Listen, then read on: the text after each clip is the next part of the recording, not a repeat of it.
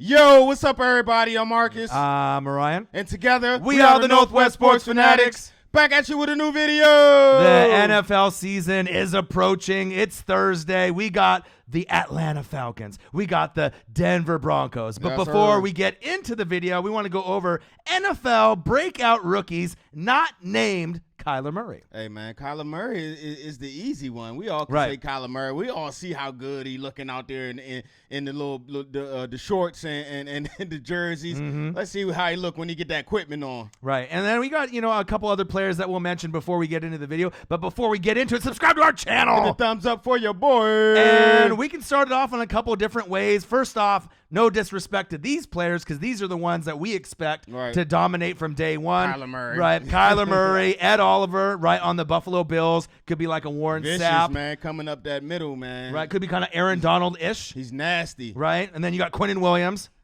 Similar type of player, a lot of nasty. I call him Big Baby. Right? That's Big Baby right there. He look like he like 18. 17. Man, he move your whole O-line in the backfield. Right. Nick Bosa. I don't know how many games he's going to play, but even if he plays like 12, he'll probably have 10 sacks. I do believe that. Big facts, right? Man. And then Josh Allen, not the Bills quarterback, but obviously you got the DN prospect on the Jags. That's sad, man. You get a Jags, that another weapon coming off the outside on the edge, man. That's crazy. Right. So we'll go into, we got 10 guys that just to kind of keep an eye out for. A lot of them are going to be on the offensive side of the ball. I got a couple defensive guys that I want to shout out. So do you want to start off with yours? Yeah, I'll start off with one of mine's, and let him know. It's kind of a no-brainer with this running back. I believe he's out of Iowa State, and he got drafted by the Chicago Bears. Right. And I'm talking about Mr. David Montgomery. I like this guy. I've watched a lot of tape on him already. So when they let Jordan Howard go to the Eagles, Eagles fly, I was like, all right, you got Tariq Cohen. So what else? I mean, you need Trubisky needs help, right? So we have Vic Fangio leaving, going to Denver. But I watched this tape. He's built like a Mack truck. And so I think that he's going to get a lot of looks. He is going to be the starting running back day one for the Chicago Bears. To me, he kind of looks like Jordan Howard a little bit. He does. As far as the stature, he's a little leaner, and he's I believe he's faster. As well, so he's going to fit in perfectly with Mr. Cohen, the little shifty one out the back. Give them another option. I know they picked up Mr. Mike Davis, I believe, from formerly of Seattle, right? Right. So you got to think about it. They got three types of backs then, right? So you got, obviously, Montgomery is going to be the starter, right? He's the cow, man. Right, he's the cow, the bell cow, right? Ring the bell, right? Ding, ding, ding, right, ding. ring it. Then third down back, right, will be Tariq Cohen.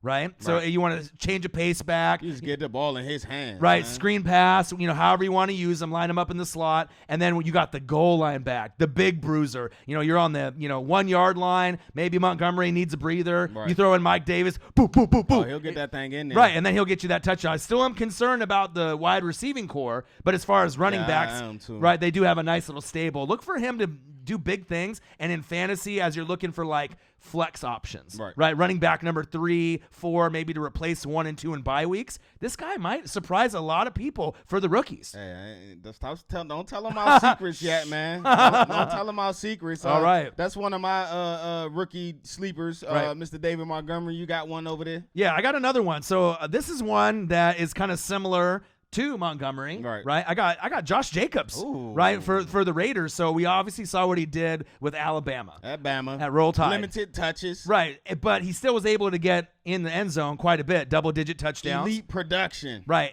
John Gruden, I'm not sure if you watched it on NFL Network, right? He has this thing where it's not about dreams anymore, right? It's about nightmares. He's like, you need to have nightmares, right? And create nightmares for the opponent to take their dreams away. Right. So he wants Josh Jacobs. I get what he's saying. Right? Believe it or not, he wants him to win Offensive Rookie of the Year. So if that's the case, he's a day one starter. They're going to ride him till the wheels fall off. He's got a lot of talent, and arguably he might be the best running back in the draft. So if you think about what these expectations that we putting on our man, go back to his college career, right? Right. He was, I don't want to say he was the third back, but they had a lot of options. Harris had to eat. Right. Yep. And then what's the big guy? Najee had to eat too. And then Jacobs came out of nowhere last year and was like, hold on, I need to eat too. Right. And now look at him. He turned himself into a first-round pick. But I do expect big things. I think that at Alabama, they only touched on maybe 60% of what he can do, if that. Do you know what I'm saying? Yeah, lots of potential. That's what I'm saying. Yeah, a lot of uncapped potential in Mr. Jacobs. Right, and like I said, he could end up winning, not an AKA rushing title as far as rookies are concerned. Right. But he's going to have a lot of competition with Montgomery and a few others that we got on the list. But I think about this: the last time they had anyone significant was what, Marshawn Lynch, right? And then before that, Darren McFadden. This could be the franchise running back moving forward, going to Vegas. I mean, this could be John Gruden's guy. I don't know if Carr is John Gruden's guy, but I think Jacobs is. So look for him to do big things as we're going into 2019. All right, look out for him out there in Oaktown, man. Yep. Shake your dreads. All right. Let's go to another one of my rookie sleepers. And this guy plays for a team that is in my division. So I familiar. I know a lot about. And one thing that I can say about them is their GM is amazing, man. Okay. He put that team together superbly, and they always got a nice stable of really good running backs. Okay, I already know who you're talking about. You now. add him to that stable, and I see him doing a lot of good things this year. And I'm talking about Mr. Miles Sanders. He played for the Philadelphia Eagles. Right. Penn State, right? So you had to follow up Saquon Barkley. That's right. tough. Tough shoes to fill. But he held his own, too. He did hold his own. And with the stable of guys that you have on top, right, with getting, back. Oh, Howard. No, not that. Adams. No, Sproles. Yeah. Okay. You got Sproles for 1 year. They got so many. Yeah, you got so many guys, but I mean, they're going to be more than the four horsemen. It just depends on who's going to kind of climb to the top of the cream, with the horsemen. But I think he's going to get a lot of opportunities. That's for what I'm about to say. Eagles. So let's be real for a minute, Eagles fan. Yeah. I love y'all. I hope y'all love your boy. He's better than Clement. I agree. Right. He's better than Josh Adams. Yes. All right. I agree. He's better than Sproles. Well, Sproles is kind of just a situational. Well, I guess they different. Right, different, but he's only there for a year, kind of ending his career. Right. So he's better than Sproles, and Sproles will be like kind of situational back. So he's better than Smallwood. Yes. They still got Small. Y'all still got Smallwood? Yeah, that's a good question. If you guys have them still, that's 6 running backs right there. Right. So pretty much number 2 behind Howard. I agree.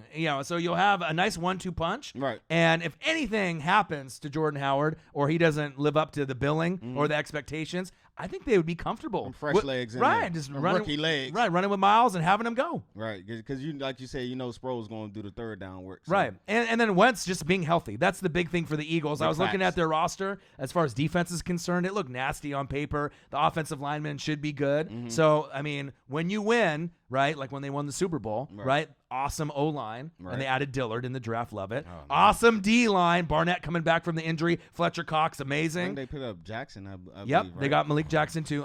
It's insane, right? And now you got even more running backs than you had, right, when you made your run. I know J.J. is not there, but Jordan Howard is kind of a J-ish kind of guy.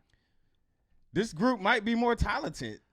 I kind of think it is. You know what I mean? You know what I mean? I ain't going to say Dallas Goedert, too? It's going to be better, but I'm saying the talent, when you look on paper, is there. Well, Madden ratings, we know, are really fucked up overall. But they had Madden, right? Crazy. The Eagles' team rating as the best. On Madden? On paper, right? On Madden, right? So even though a lot of the individual ratings are fucked up and wrong, I can kind of see why they had that. I mean, you look at, they got Zach Ertz, so bad it hurts Zach Ertz. You got Goddard on the other end, double tight end sets. The O-line is pretty good. The O-line is vicious. Right. I mean, they got an pieces. MVP quarterback. Right. So I'm done talking about the Eagles, man. Giving the praise where praise is given. We'll see y'all week 1. Yep. They're ready for you. I know they are.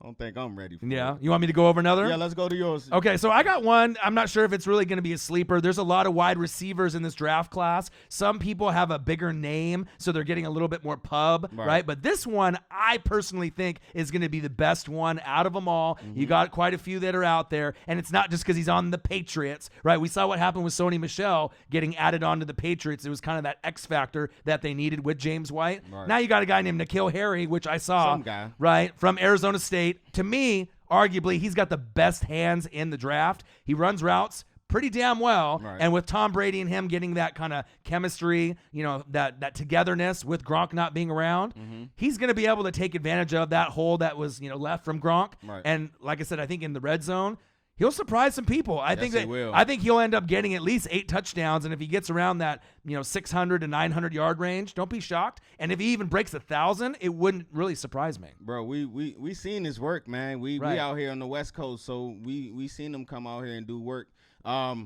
he has a Anquan Bolden type body and feel to him. To me, you just throw it up in his way. His catch radius is ridiculous. And one of the things that I was thinking about when you had him down on your list, I was like, okay, so who's not there? Gronk is gone, right? Right, gone. So Gronk had 72 catches last year, so and it was a down year for him. 90 targets, right? So who's gonna get that? Right.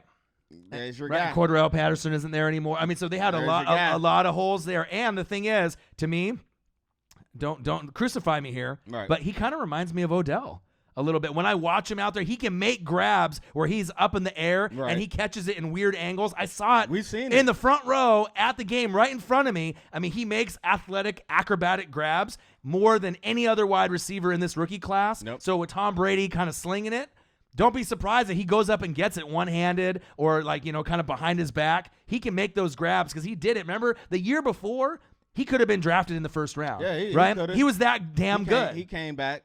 Right? And then he ended up proving himself even more. And then and then now you're on the Patriots. His team was going to be a little better, but that's another story. Right. But we know who you are in the Carol Hurry. Ain't no hide from the sports fanatics. No. We've seen your work. Right. And like I said, moving forward, and I'm going to be blatantly honest, I could see him turning into a Pro Bowl wide receiver. That's how much I think about him. Even when Brady's gone, I think that he has the skill set to not be just a system guy. Right. He'll be able to do it anywhere. He's that talented. I do agree. Big facts. All right, who you got there? N'Keal? Yeah, N'Keal Harry. All right, from the Patriots. Hey, do your thing, man, and we looking out for you and we rooting for you. So yep. Let's go to my third rookie breakout this year. Okay. And this guy, man, he came from a nice stable of wide receivers that normally out in Ohio State, now, as of lately, they've been known for having some of the best wideouts to come into the league. And I'm talking about Mr. Paris Campbell, the wide receiver for the Colts. Right. This is a guy that I was kind of telling you about, and you're like, well, let's just kind of wait and see. And I wasn't as high on him. Right. He's a burner, right? Andrew Luck, and the way that this organization with Frank Reich. Remember, we have one of our best friends named Preston. We call him Swaggy P, right? For years, we were like, dude, your team sucks at drafting, right? They just don't have the right GM or ownership to get the right pieces. The coaching staff really wasn't the right, guys in the right spots. Yep. And then all of a sudden, you ended up getting Frank Reich, and then you got Darius Leonard, then you got Quentin Nelson. Before they got Frank Reich, right, they got the GM. Right. So that's first things first. Right. So let's salute him first. Was it Ballard? Yeah. Yeah. That dude is amazing, yeah. bro. He's made a lot of differences with the organization. Hey, besides Howie, man, he's up there. Right now, what's hot on these streets? Yeah. Hey, yeah, he's the best. And I was telling him in the live streams that I think the Colts are going to win a Super Bowl within the next 6 years. I agree. And I think some people were like, it's crazy. And I think Andrew Luck is going to win an MVP within probably the next 5 years. It's that possible with the way that they're building, I agree. Yeah. So, but this guy's a burner, Paris Campbell. The thing is that his separation, once he gets past 10 yards, I don't think there's anyone in this draft class as fast as him. So as long as he can work on his route running with Andrew Luck and have that chemistry, T.Y. is going to need someone. He's going to have the safety over the top. So that's going to give opportunities to be like a D-Jax, someone that can just be a burner and go downfield and go get it. And it wouldn't surprise me if he ends up having some great stats his first year. And even if it takes him a few games to get going, he'll have a couple breakout games, I feel, with like 2 TDs. It wouldn't really shock me because they like to spread it around, obviously, with Andrew Luck and the Colts. Yeah, man. I watched a lot of film on this guy. As you know, the quarterback from Ohio State is quarterback of the Redskins now. Haskins. So I got to watch Haskins sling it around to him and McLaurin, man, and definitely Campbell. He's a speedy guy, like you said, kind speedster, of a D-Jax realm, but he's a little stronger than I give him. A lot of people are going to give him credit for it. They're just going to look at him as a 4.3 guy, right? And his hands is amazing. Right. He snatches everything, right? And the nice thing is, I don't know if you guys were watching it, but when they had the top 25 games on ESPNU, they had a lot of games of your guy, right, with him, and you could kind of see what he was getting with separation in his route running. But when you see him in practice, I know Andrew Luck went down with a little bit of an injury today, but moving forward, once he gets healthy, he's going to be able to separate even from some of the corners. That's big facts. That's a nice little tandem they got. They got a big guy. They got a big body outside in punches, right? Right. Ebron. Right? You got Ebron at the tight end. You got T.Y. Right. The Wiley vet, right? And then you got the burner that's a rookie. I mean, they literally have everything that you would want at the wide receiver. Right. And then what he start with, though? The O-line built that thing up. Quentin Nelson, amazing. All right, and we're sleeping on Marlon Mack because I think he's going to be another guy that people don't realize how good he is. Lots of fantasy points with this team moving forward, and they're going to compete with New England. They're going to compete with the Chargers, and they're going to compete with Kansas City. What's our guy, bro? Not only Marlon Mack, what's our guy we had? Oh, I can't believe I can't think of his name right now. Yeah. We had him in fantasy, the running back. Yeah. 21 from the Colts. Yeah, I want to say Hines. He do both. Hines. Yeah. From NC State. Hines. Naeem Hines or something like that. Hines. Yeah. He do both. Both, yeah. Yeah, he's pretty. Oh, Yeah. Hey, Ballard. He's doing a great job. You the man. Yeah. All right, so that's my number 3 guy, Mr. Parrish Campbell. Okay, so I got another one. So this one for me is going to be a guy that Ryan Shazier, right? Big impact for the Steelers. Once he went down, we've seen some incredible video of him walking again, dancing with his wife. And being in the organization still, they're still paying him. So salute to him. But they needed someone. You put your mind to, man. Right. They needed someone to take over the leadership role, someone to fill the middle. Big Ben obviously has a lot to prove this season. No Le'Veon Bell, no AB. Juju will get it done. Connor will get it done at running back. But this guy, Devin Bush, don't sleep on this linebacker from Michigan. Like, I know we got Devin White from Tampa Bay, which is my guy, which I love. Right. But I like Devin Bush, honestly, almost just as much because of the impact that he's going to have with that organization. And certain players fit the mold of, where they're going for Pittsburgh and what they stand for, kind of that blue collar. Yep. And he's that kind of guy. And he comes from that kind of a university in Michigan to what you're just explaining on with Harbaugh and how they play great defense out there. Man, when you throw on the tape any Michigan game, or if you watch any Michigan game, that number 10 was just flying around making everywhere, just making all types of tackles in the passing lanes, covering tight ends down the seam. Yep. Hey, this dude is going to be a problem, man. And what a more better place for him to go, a perfect fit than the Pittsburgh Steelers. Yeah, and also too the Bengals, obviously with a lot of the problems they had with AJ Green, so they're scaling.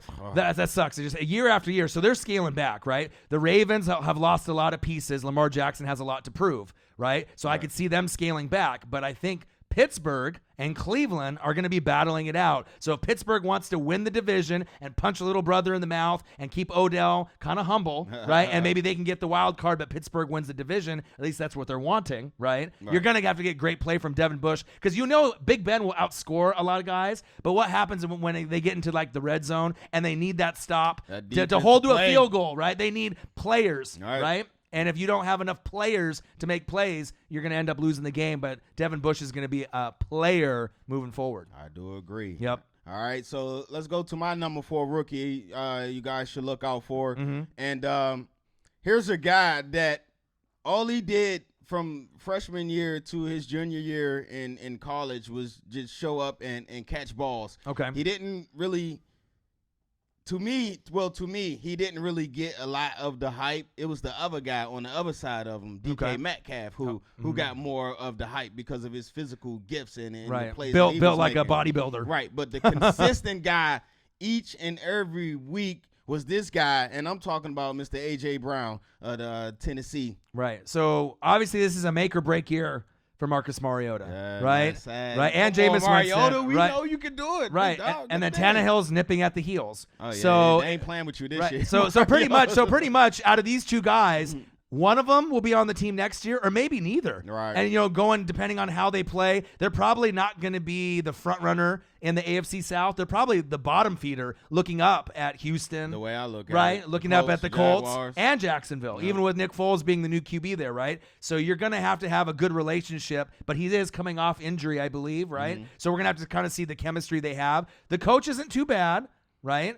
Vrabel, right? The defense is usually solid from year to year. It's just that when we saw Marcus Mariota at Oregon, right, when he won the Heisman, it's like 40 touchdowns and like 5 picks. And then he goes to the NFL. Did he cap out? I mean, it's like his interceptions are higher than touchdowns, and he does get injured, and that was kind of like his bugaboo, right? He gets injured a lot. Right, but are they really going to go to Tannehill and have that chemistry with Brown, or is Mariota going to be able to finally fucking figure it out? You know what I mean? That's what we have to wait and see. And I don't know if you saw it today. I think Derrick Henry got injured again earlier today. So I don't think it's a serious injury. He had a boot on. So they need their guys. Like Henry started tearing it up towards the end of the season. Right. They need to have a solid running game to open up holes for a guy like A.J. Brown. So that way that Marcus Mariota actually has some fucking weapons out there. Yeah. You know what I mean? The other guy on the other side, Mr. Davis, was a top 5 pick. He started the show out, started to come in the form and show us why he was the best wide receiver in that draft that he was picked. Right. But Mr. A.J. Brown, like I said, there's nothing that he can't do to me. I seen him line up in the slot. We seen him line up outside. Good route runner. Great route runner. He's a hand catcher. What I mean, he catches the ball with his hands. He snatches it out of the air. He's a great blocker. And one thing that I'm leaving out, this guy got great size. Man. Right. And I think that he's going to benefit from having Corey Davis on the other side because he's going to get the doubles. So it's going to leave an opportunity for him to go one-on-one as a rookie, and if he can just get open and Mariota has time, right, he'll be able to make the plays. And then obviously Luan, right, is out for the first couple. Out for his first couple of games. Right, so that's going to obviously hurt them a little bit with protection. Right. But moving forward, I like the wide receiver. He can actually get it done. Good hands, stable wide receiver moving forward. A.J. Brown. Right. You want me to go to my next one? Yes, sir. All right, so I got 2 left. So the one that I want to go over, we both have players, I believe, kind of towards the end on our list from this school. Yep. Iowa is known for breeding certain types of players, year in and year out. Usually it's either offensive linemen, right, tight ends. There's just certain positions where they just breed talent. Right. And I'm talking about arguably, we'll have to kind of wait and see, right? But it could be like a Gronk 2.0. Mm-hmm. That's a lot of expectations going in, right? Big. The Detroit Lions had Ebron, right? He couldn't get it done. For whatever reason. Right. For whatever reason, the jug machine wasn't working in Detroit. He went to Indianapolis, and it's working, and he's, changed his career. So they had a big hole to fill, right? We saw him on the jug machine. Yeah, wasn't very good. He was getting it in. Right. But then he got better, right? But with this tight end, he has a chance to be, I don't want to say the best offensive weapon because you already got Marvin Jones and you got Galladay. Those guys are solid, right? Nice, and you got Kerryon Johnson at running back with Stafford. But this guy, in my opinion, could be the best offensive weapon, right? It's just about the chemistry with Stafford. Who am I talking about? Tight end, T.J. Hawkinson. Man, lots of talent. When I watch tape on Hawkinson, I mean, of course, the talent and the ability is evident when you watch him. But to me, it's his football smarts that makes him stand out over others. And I guess it's one of those things that people say you don't get it unless you play the game or unless you watch the game enough about, realizing that the quarterback is a blitz come from that side and he cuts his route off at 3 instead of 5. Right. You know what I mean? Right. His football IQ is amazing, and that's what's going to separate him that I think from some of the other rookie tight ends. Right. So this one is the best one in the draft and could be one of the best tight ends in the last 5 to 10 years, right? So you got Travis Kelce. We already know how good he is. You have so bad it hurts Zach Ertz, right? You have Kittle kind of emerging, right? Thing. O.J. Howard, Ebron. Coming this up. guy could be right in that mix. The reason why I like him, he's a good blocker. Yeah, he does. Tight ends that can block are kind of unheard of now, right? So Gronk was really good in his career as a blocker. Ooh. He might have been the best blocking tight end when he needed. I ain't never seen nothing like it. Right, when you needed him, and especially if you watch early Gronk tape within his first 3 years. I mean, he would be pancaking people. I seen him stay in and rush for the DN rushing. Mm-hmm. He stayed in man to man on a. That's crazy. Right, big, physical, and another thing I like about T.J. Hawkinson, his footwork and his hands. He knows where to be able to put his hands and to be able to get on the guys that are going to be coming through. So it's going to be a big, obviously, asset for Stafford. But he's a big touchdown kind of guy, and that's what they need. So if they can get Kerryon Johnson going, maybe this team won't be little brother looking up at big brother for that much longer. Obviously, the Bears, the Packers. You said the key word right there. Right, the Vikings. Those teams are better, right? But you picked up Mike Daniels. Your front 4 on the D-line.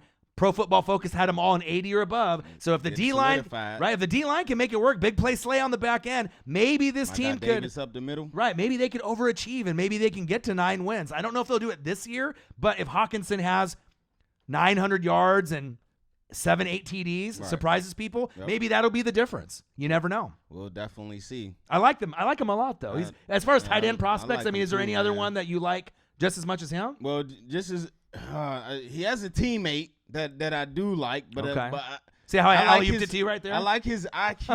You know what I mean? His Hawkinson's football IQ, man, is I love it, man. Right. But his teammate Noah Fant, right. He got that gift, that athletic ability that Hawkinson don't have, and that's what I think is going to put Noah Fant on another level as well. When I watch Noah Fant, I see Aaron Hernandez, kind of the shiftiness when he running this. I see Jordan Reed, the when he get the ball in his hands, he's a running back after the catch, and he uses his little subtle movements to get open, and that's that athleticism that Noah Fant have, and he's gonna get y'all fits, man, this year. You remember Dallas Clark? Yeah, that's you know what I mean? So Iowa knows how to bring it. The U usually would have a lot of those tight ends with Shockey, and a lot of these other guys that were coming up in the league, but this guy in that system, right, with Lindsey, kind of emerging even over Royce, obviously with Lindsey being the best undrafted player, right, that we've seen in a long time. They're thin at wide receiver, so they need Fant and they need Joe Flacco, not to be Joe Flacco and not Joe Wacko, right? We need to see we need that playoff Joe. Right, playoff Joe Cool, right? Not Joe Montana, but just Joe Cool, Joe Flacco, and you'll be able to get some good production, and he's a good blocker, good hands, blocker. And he's a bright kid. Yes, he is. You know what I mean? So I think it's going to be one of those things. They found that spot for the Broncos. Same thing with the Lions. They're not going to have to worry about tight end for quite a while. I know they've been waiting for my guy Jake Butt. I know another tight God, end. Man, isn't that crazy? He's getting injured, and he's been. He might be too brittle though. His career, man. But Noah Fant, hey, that athleticism, man. He's gonna make an immediate impact day one. Right. I'm going with Justin to go check him out. So hopefully he gets some reps. Coming up. So next week, you got the Broncos at Seattle, right? We're gonna be right there. So I don't expect a lot of the vets to play at all. No. But the rookies, I'm expecting to see Drew Lock. You get to see Drew Lock. And hopefully Fant together, a little bit. right? And maybe get a little connection going. So Royce get up in there. Right, get a little bit of playing time, see what happens, and I'll try to get my boys some merch, but I don't know. We'll see what happens. You got one more guy that you want to go over with? I got one more on mine. I got one more honorable mention, and I only got him as an honorable mention because let him know. I believe he just got cleared for football. Talking about Hollywood Brown. We seen him do work back at Oklahoma with Mr. Kyler Murray. His speed, you can't touch his speed. He's just a playmaker, man, and to win in this league, you need playmakers. And by adding him, getting them healthy, getting them back cleared, now we got to see him put that work in that practice field, see them results. Right, and then especially when fly like a butterfly, sting like AB is at your games, and you have a good connection with him. Obviously that's his cousin, right? Or something like right. that. So I mean, you already know that he's going to be ready. Lamar Jackson's got a lot to prove, right? Yeah. C.J. Mosley's not there anymore. No. You got Earl Thomas III, I get it. But the team is thinner, and they lost the most besides the Bengals with their injuries with their current guys. Nope. So if Baltimore wants to get back to winning the division and Ozzy's not in control anymore, they're going to need big production from guys like him because we know Lamar can run, right? And I saw he gained 18 pounds of muscle. Have you seen him lately on NFL Network? Yeah, he looks stronger. He do kind of look ripped. He been lifting weights. I don't know if that's a good thing though, man. Is he gearing up for that pounding? Right. Is that what that is? Like, I don't know. I don't know, man. You know what I mean? We need to be able to see him. We had a video about that, about him in those curries. So. Right. We need to see him sit in the pocket, you know what I mean? And be able to go for first progression, second, third, instead of just first is not open, I'm running. Right. You know what I mean? And if he does that, you're going to get blasted and you're going to be out. And then the Steelers and the Browns and the other teams are going to take advantage. Yep. But with this wide receiver, he's speedy. He's a good route runner. Yes, he's got good eyes, right? He's got good eye manipulation where he can, go one way and juke. So I think that as far as all the wide receivers, even though I like N'Keal Harry the most, this one, Hollywood Brown, probably will be the second best. And he'll be competing with Harry, as long as, obviously Lamar Jackson and Tom Brady, that's not really fair. But as far as moving forward, he's a guy that's a grinder. And if you got AB in your cell phone, in your back pocket, he can teach you everything that you want to know. Ins and outs. Right? It's all about work ethic at that point. You seen his son already putting in work, so what you think he can teach you? Right, absolutely. And my last one, right, this is probably my number one, and not to be a homer, right, because it's for the Bucs. The Bucs are horrible, right? Running game has been suspect. The O-line is garbage. Secondary's not good, right? This is Jameis's make or break year. But with this player that they picked, number 5 overall, Devin White, right? Sir. The impact of this guy will be like Derek Brooks. Derek Brooks played outside linebacker. They are comparing Devin White right now to Ray Lewis, Patrick Willis. If he's a shade of any of those guys, watch his tape at LSU. This could be one of the best players since the Warren Sapp, Derek Brooks, John Lynch, Simeon Rice, Rondé Barber era. And that is saying a lot for a team that's been at the bottom looking up, haven't been in the playoffs since 2007. And even if they don't go this year, if you can solidify that with Levante David and Sue up front, you got something going forward. Hey, man, I'm buying a jersey, man, of him. It's just a matter of time. Couple weeks, I'm getting one. I haven't read any news up on any Bucks practices this training camp so far, but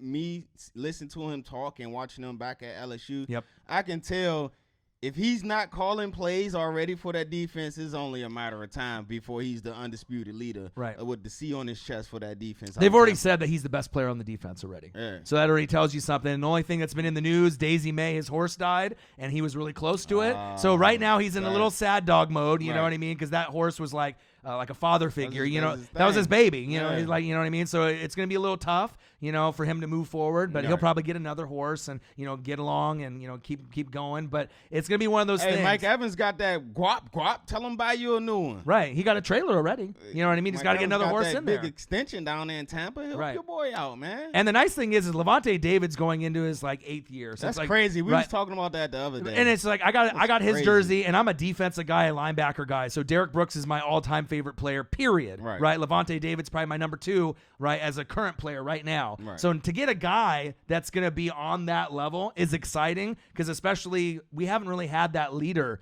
up front. Quan Alexander's on the Niners now, right? So you know what I mean? I need that guy for him, right? And especially when you got guys like Sue there, right? You got vets like Mike Evans that have been there. You know what I mean? I'm excited, man, because Sue and my guy Vea, they gonna keep them linemen off them linebackers, so Right. Todd Bowles is going to be able to implement the system. Yes. But if you end up having this rookie be your best player and you can build around that, get those blue chippers in there, sooner than later, right? I don't know when it's going to be in a couple years or whatever, but they'll be able to get at least to that 9-win range, right? And it won't be like, oh, the Bucks are winning 4 or 5 like normal. I'm going 125, 5 and 5 for him. Yeah. 125 tackles, 5 interceptions. 5 picks. 5 sacks. Yeah, how many forced fumbles? 5 forced fumbles. Yeah, he could do it. He's that talented. Yeah, his tape is just insane. I've watched a lot of LSU tape. Obviously, him being my guy, and I honestly feel, not to be a homer, I think he's gonna win Defensive Rookie of the Year because they compare him to that Darius Leonard kind of motor. He doesn't necessarily have a chip on his shoulder like Leonard did because he got drafted lower. But for a guy getting picked top 5. Right, over guys like Josh Allen, where people thought maybe this guy's a little better, even though he was a DN prospect. Right, this guy is going to be able to make the difference in Tampa moving forward. And it may not be this season where they make the playoffs, but I think they'll be able to compete with Carolina and Atlanta sooner than later because we already know New Orleans Saints are at the top of the division this year. Yeah, you already know how I felt about your Bucks, man. Y'all had a lot of talent. It's just you didn't have no coaching to coach them up. Right, now we got 3. Right, you got Arians, right? You got Todd Bowles, and they got Byron Leftwich. So, but the thing is, like I was telling people before, let's get Jameis out of there. Let's start over. Let's get Tua. Let's get Herbert. Let's get Trevor Lawrence. I need somebody different and new. Because the crappy thing is, I know but your owner, that's his guy. Though. I know, but the thing is I know Jameis is going to play better this year. So, but I want to move on, but I know he'll play better with Arians. So I'm at this kind of trying to give you a mirage, you look, you're like, oh, but then you pay him. Right. But if I sign him long term, and then obviously Arians gets sick, and then Bowles takes over at head coach, this guy isn't, I feel, the guy for the future with some of the other guys that I have. Right. So it's you get the mirage season. This is the make or break it, Jameis. Don't throw those dumb picks again off your back foot. And then he's like, okay, has a good season, maybe 28 and 15, something like that. Right. And then obviously moving forward gets the money and then just goes down the shitter after that. And then I'm stuck with him. That's what I'm afraid of, moving forward. But we'll have to kind of wait and see. But that's our list. NFL breakout rookies not named Kyler Murray. Make sure you comment below because we want to hear about what you guys think on your top 5 or top 10 rookies that you feel that will really, truly break out. Yes, sir. And comment on your rookie on your team. I want to hear how your rookie doing on your team. Y'all sports fanatics like us. I like to read So I want to hear about NFL Network has been lit. I don't know if you've been watching, but they're going through all the teams and every couple hours. Look, I just got an alert on SportsCenter, so I don't know what it is. It might be something good. But before I look at my phone, subscribe to our channel. Hit a thumbs up for your boy. And we'll be back at you shortly with another video. I may try to do a live stream in a couple hours around 7 p.m. West Coast time. Yes, so if you guys aren't doing anything, hop in the chat for a couple minutes. I'll probably go for an hour, answer any questions that you guys have. And then me and Marcus will be back at it tomorrow with another lit video. All right. I'm Marcus. This is my guy, Ryan. Only got one question for you. Who you know talk sports like us? Northwest Sports Fanatics. These rookies are going to be lit. I can't wait. Excited, man. It's right around the corner. Yep, me too.